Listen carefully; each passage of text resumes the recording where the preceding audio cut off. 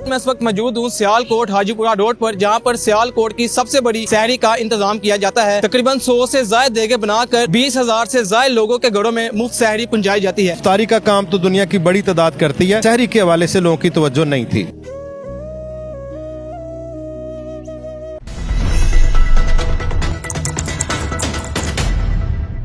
Sir, सबसे पहले मुझे बताइएगा कि हमने अफ्तार के बहुत सारे पॉइंट देखे हैं, लेकिन सहरी का पॉइंट आपने लगाया, आइडिया कैसे आया?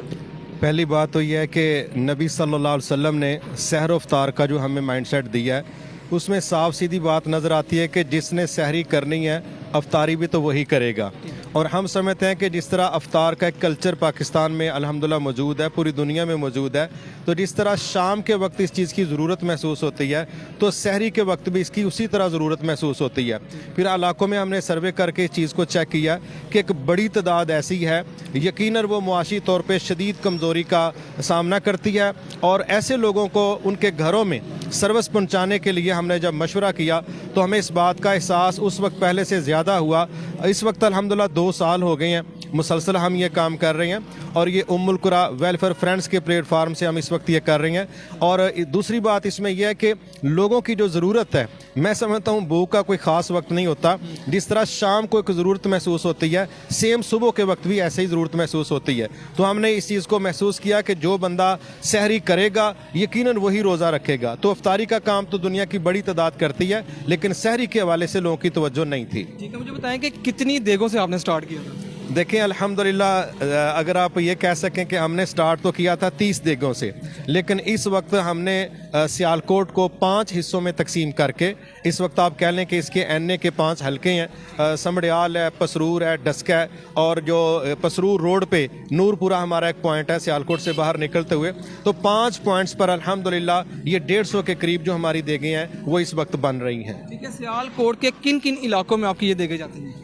हमने इसकी जो तकसीम की है वो तकरीबन, इसको थोड़ा पॉलिटिकली समझ लें कि हमारी कोशिश है 150 के करीब जो यूनियन काउंसिल्स हैं, तमाम यूनियन काउंसिल्स के अंदर हमारी कोशिश है कि ये पहुंच जाए। आप कह सकते हैं तकरीबन 80% यूनियन काउंसिल्स में अल्हम्दुलिल्लाह हमारा सहरी का ये खाना पहुंच रहा है। ठीक है, मुझे बताएं मेन्यू की अगर हम बात करें तो मेन्यू क्या रोज़ाना चेंज होता है? दी इसमें कोई शक नहीं है, यकीनन इसमें सब्जियां भी होती हैं, दालें भी होती हैं, गोश्त भी होता है। यानी कि इस तरह कह लें कि वसाइल का मैसर आ जाना, और दूसरा उसको तब्दील करके पेश करना। अगर एक ही चीज़ पेश करते हैं तो मेरा ख्याल है वो तो उकताहट का बायस बन जाती है।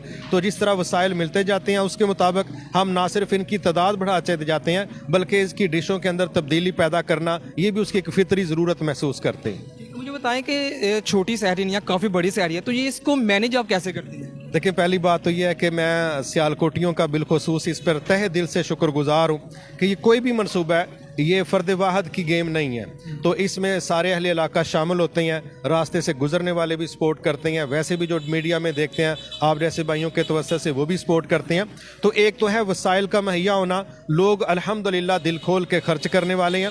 और दूसरी चीज़ यह है कि हमारी एक बड़ी टीम, जिस तरह आप देखेंगे कुछ भाई इस वक्त यहाँ पहुँचे हैं, पूरे ज़िला में हमारे सैकड़ों कारकुनान वो हैं जो सारी रात जाग के ये पकवाई के पॉइंट से खाना वसूल करते हैं और वो अपने मोहल्लों के अंदर जाके तकसीम करते हैं। मुझे बताएं कि पूरे 30 दिन आप सहरी करवा रहे हैं, कितना खर्चा आ जाता है?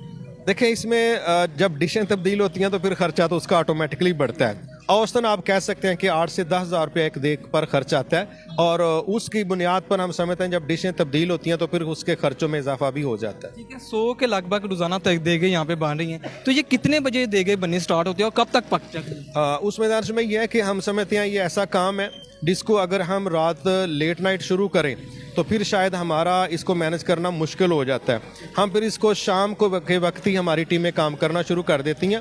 एक वो टीम है जो सब्ज़ी मंडी से और दाएं बाएं से अपनी ज़रूरत की चीज़ें लेके आती है, जो दूसरी पकाने वाली टीम इधर से अलग बैठी होती है, वो शाम को अपना पकाने का काम शुरू कर देती है। हमारी कोशिश होती है कि 10 बजे तक हमारी जो सहरी का खाना है वो तैयार हो जाए और फिर ये इलाकों के अंदर पहुँचाना हम शुरू कर दें। कोई भी राहगीर है अगर आता है सहरी या इफ्तारी के लिए, वो आके जब मर्जी कर सकते हैं?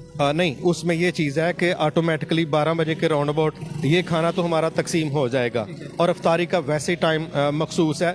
अलबत्ता हमारी कोशिश होती है कि इस दौरान जो भी आ जाए वहाँ पर फिर हमारी कोई तखसीस नहीं होती कि इसको देना और उसको नहीं देना, क्योंकि ना हमने चेहरे देखने हैं ना हमने कुछ और देखना है। जो बंदा कहता है मेरी ज़रूरत है वो यहाँ आके ले जा सकता है। अगर इस नेक काम में अगर कोई हिस्सा डालना चाहे उसका क्या तरीका है?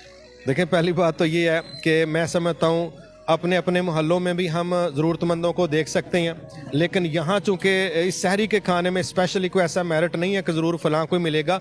खाने का तल्लक भूख के साथ है, वो सबको लगती है, तो जिसको लगे कि हम उसको पहुँचाना चाहेंगे। इस वक्त कई इदारे ऐसे हैं कि जो मैं समझता हूँ कि उनका नाम ले तो शायद थोड़ा अजीब लगे, लेकिन वो सरकारी सरपरस्ती में भी ज़रूरतमंद है। और मैं समझता हूँ कि फिर एक बड़ी तादाद ऐसे लोगों की जो यहाँ पर रह रही है, उनके अपने घर नहीं है, वो मजदूरी करने के लिए आए हैं। अभी जब हम इसी रोड पर अफ्तारी का दस्तरखान सजाते हैं तो 1000+ लोग यहाँ पर होते हैं, और एक बड़ी तादाद वही है जो सियालकोट में मजदूरी करने के लिए आई है। तो मैं समझता हूँ इतने बड़े सेटअप को चलाने के लिए जितने ज़्यादा लोगों की सपोर्ट होगी उतना आसान होगा।